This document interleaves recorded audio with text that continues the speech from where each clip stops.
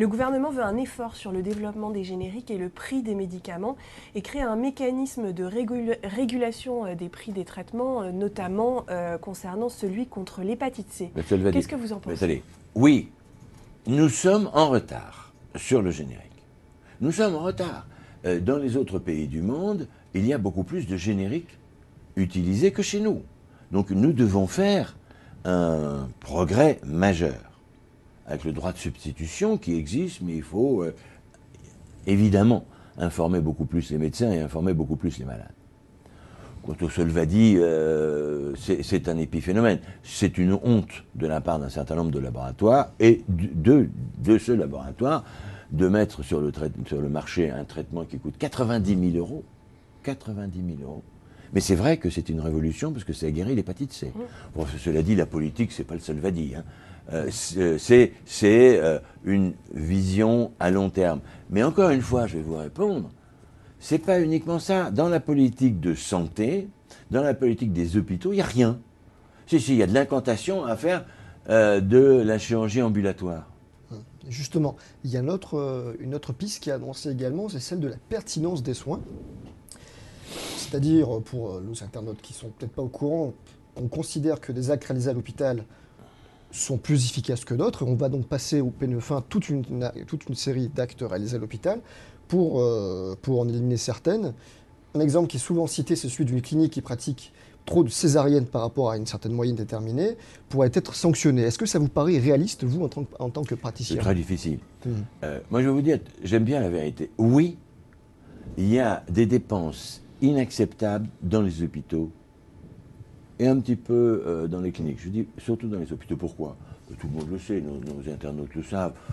Quand quelqu'un arrive à l'hôpital, il a déjà un dossier comme ça avec plein d'examens, plein de radios. Le médecin arrive, on va les refaire. Pourquoi? Parce qu'on ne sait pas pourquoi. Il arrive, on fait un bilan sanguin avec des tonnes d'examens. Et ça, c'est inutile. Mais ce n'est pas ça la politique de santé. Pardonnez-moi, la politique de santé, c'est de réfléchir sur le nombre des hôpitaux. Est-ce qu'il y a trop d'hôpitaux en France? Et je vais vous surprendre, oui, il y a trop d'hôpitaux en France. Il faut revoir la carte hospitalière. Mais et les auditeurs, les internautes vont comprendre. Vous avez du matériel de plus en plus sophistiqué. Je prends un exemple, le robot opératoire.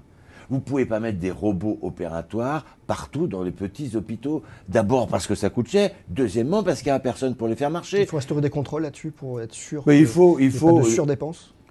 Non, mais il faut surtout les mettre dans les endroits particuliers où on met des grands plateaux techniques. Et donc on va avoir l'obligation, pardonnez-moi de dire la vérité, de fermer ou de transformer un certain nombre d'hôpitaux de petite taille. Les transformer en moyen et long séjour, ça coûtera beaucoup moins cher.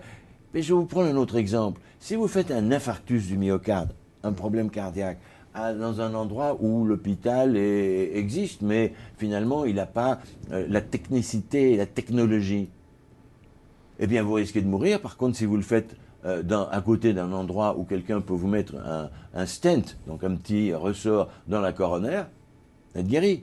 Alors ce qu'il faut, c'est que l'accessibilité des grands centres, des grands plateaux techniques soit absolument impeccable. Oui, parce que là, il y a un problème d'égalité territoriale. C'est ce qu'il faut faire.